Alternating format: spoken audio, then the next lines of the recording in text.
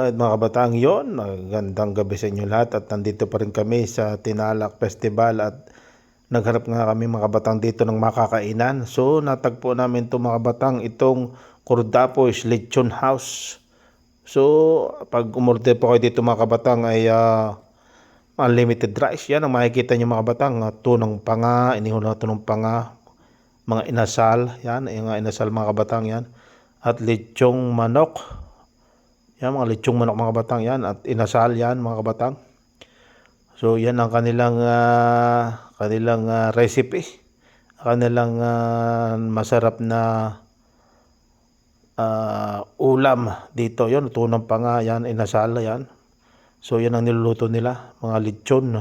Cordapo's Lechon House. So yun, napakaraming tao mga kabatang ang kumakain dito. Kaya dito na kami tumambay at dito na kami kakain. So nandiyan na yung aming in-order na inasal. Yan. At meron din kami dito nga in-order na sinigang. So yan at double rice nga itong aming in-order. Tsaka yung chicken inasal. Yan. Right. Tikman natin itong napakasarap na chicken inasal nila. Talaga daw ito talagang sa pulpa ng festival dito, talagang makikita namin talagang maraming taong kumakain dito. Yan nga po yung order na dumating namin, yan, ang chicken inasal. So kamay-kamay lang tayo dyan. Meron naman din yung plastic mga plastic na pagkakain yan, plastic gloves yan mga batang. So masarap kumain kapag nakakamay. So habang tayo kumakain, nakatutok ang camera. So yun, para mapanood nyo ang ating vlog for today. So pagkatapos namin mga kabatang yan na maggala sa Tinalak, dyan sa loob ng Tinalak Festival, ay inabot nga kami ng gutom. So sa paggagala, at yan na nga ang aming nakita namin, Cordapo's Lechon House, ang kanilang pinaka-restaurant dyan. Sa may malapit dyan sa Tinalak Festival. Dahil tuwing Tinalak Festival ay nandyan po yan, yung mga yan daw pong Cordapo's Lechon House na yan. So yan sausaw natin yung mga kabataan sa toyo mase, yung chicken inasal. So dalawang kanin ng in-order natin, tagalawang kanin po kami dito.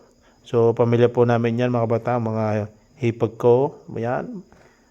Ay, mga bayaw kong kasama, yan. At ang aking pamilya. So mga pamangkin ko, mga bayaw, yan, ang aking kasama sa pagkain mga kabatang.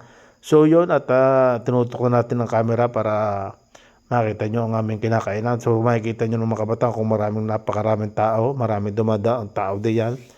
Talagang tuwing Tinalak Festival lang yan, nilalagay yung mga grill na yan, mga iniihaw niya. Marami ding makakainan dyan mga kabatang. Yung mga lechona niya, mga 99 pesos. Pero nakita namin dito nag-crave kami dito sa chicken inasal. So yun, at talagang maraming nakapila din yung kumakain, maraming mo-order at marami ding daanan kasi mga kabatang yung anong yun daanan talaga kasi nga sa Tinalak Festival lang yung mga kabatang na kalagay, inilalagay yung mga kanilang restaurant yan pagka Tinalak Festival lang. So napakaraming mga kabatang makakainan din yan talaga, mga food house din yan sa hili-hilira yung mga food house dyan. Pagka Tinalak Festival, talagang kayo mamimili kung anong kakainin ninyo, lechon, chicken nasal, mga sisig, kung ano baga, mga sizzling plate, marami diyan. So talagang kayo mamimili-mili kung anong kakainin nyo. Talagang namili lang kami dito at dito kami napada kay Cordapo's House at nag-abang lang kami dito ng aalis na tao sa mesa. Talagang naabangan dito yung pag alis ng mga tao pagkakain, tapos aabangan na lang para umupo tayo. So pag hindi naabangan yan, hindi tayo makakakain, wala tayong upuan. So iyan, at busog kami dyan at talagang napakasarap ng kanin nila. Masarap talaga ang pagkakaiho ng manok. Talagang chicken nasal talaga ang lasang lasa. At may toyo mansina dyan mga kabatang, talagang ang sausawan kompleto, talagang hindi ka na magpipisa ng kalamansi. Yan, at nandun na, templado na. So may sinigang pa kami diyan mga kabatang in order para maiba ang lasa. Yung kumbaga pag ikaw naususuya na sa chicken nasal, yung mga meron kami mahihigip na sabaw na sinigang. Parang sa kumain ka talaga sa Mang Inasal. Pero talagang masarap talaga ang chicken nila. Yung chicken inasal nila. Wala akong masabi, talagang masarap. Talagang makapapares ka ng, makapadami ka ng kain. So, nag-order pa kami dyan ng tigit-tig isang rice. Talagang medyo para solve na solve ang ating kain. At yung busog na busog baga, yan. Maganda ang kaluto ng chicken. So, yun, talagang umorder ka diyan, meron na soft drinks siya. Pero kasama soft drinks, yan. Pero meron na din sausawan at saka umorder na kami ng sinigang mga kabatang. So yun, talagang naparami ka ng kain diyan. Talagang nga, makikita mo dyan, maraming dumadaang tao. Kasi kasada po yan kasada yung pinagtayuan yan. Kaya pang Tinalak Festival lang yan inilalagay. Kaya makikita nyo dyan sa likod natin yan, nung kumakain, marami talaga dumadaan tao. Tapos bandang yan, okay. Sunod-sunod na yan, mga food house dyan. Sunod-sunod na mga kabatang.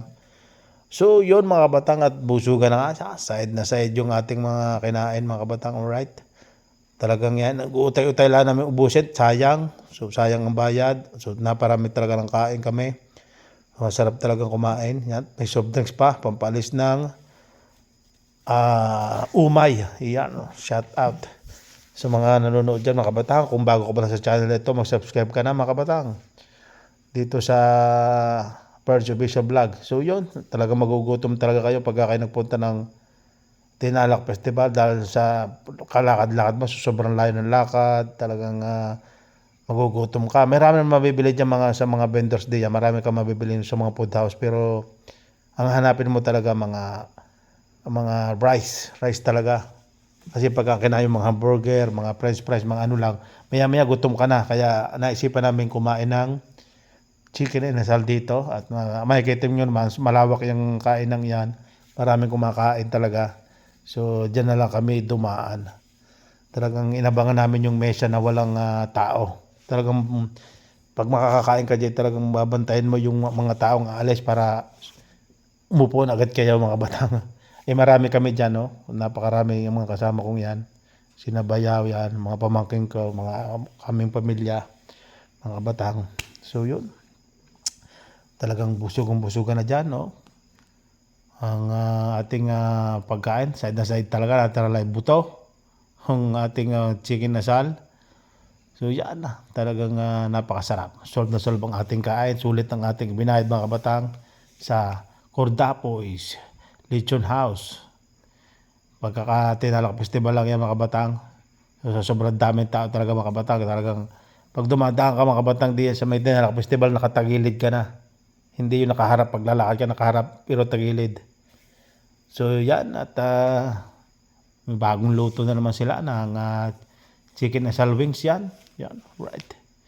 Tsaka legs yan. Ito manok. Ang sarap talaga mga batang. Nag-ikap na nga ako mga batang dyan sa kabusugan. So, voice record ko lang ito mga batang para kasi nga, yung kinakain namin yan mga batang ay malakas ang sound system, kaya atin na lang itong voice record para malaman nyo kung anong ating pinuntahan. Right. So, susunod natin mga vlog yan. So, next year na naman tayo makapag-vlog ng Tinalak Festival. At yung mga previous vlog ko sa Tinalak Festival, mapapanood nyo rin yan sa previous vlog ko mga batang kung anong kinain din namin dyan. Kumain din kami ng aking pamilya dyan sa Tinalak Festival. So yan, sa gilahilata na nga kami dyan, sobrang busog. Salamat sa Cordapo's Lechon House, ang pangalan ng kanilang resto. So yun, napakahusay, talagang busog-busog. So yun, sa mga bago pala ang nanood diyan, sa mga subscriber ko diyan, yan. Manood po lagi kayo niyan ng aking vlog for today sa Life of Province, kung anong buhay namin diyan, yung mga pamamasyal, kung anong makikita nyo dito sa parteng Mindanao. Ito ang taong Batanggenyo na tumira sa Mindanao, mga batang, na galing pa ng OFW, yung subaybay sa akin sa mga OFW dyan sa Taiwan yan. Kung napapanood nyo ito, maraming salamat sa inyong panonood. God bless you lahat.